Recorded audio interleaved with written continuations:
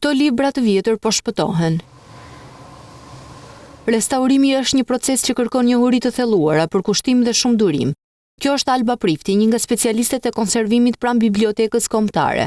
Sektori i restaurimit me një mision shumë të rëndësishëm.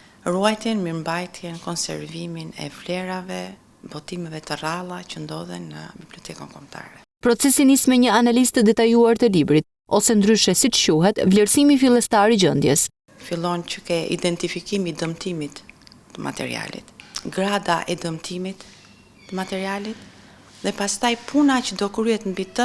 Hapi i dytë është pastrimi me mjete të posaçme, një proces i kujdesshëm dhe shumë i brisht. Procesi fillon që nga shplurosja e librit, që kryhet me dorë, manualisht, ose me makineri. Pastaj fillon procesi deacidifikimit, është me tretësirë boraksi.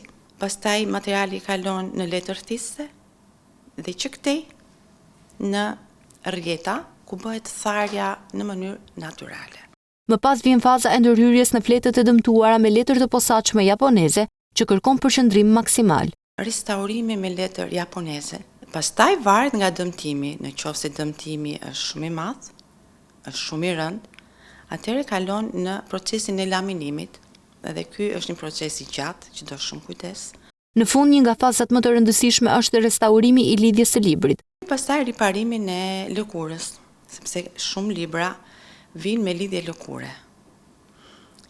Edhe ky është një proces që do shumë kujdes.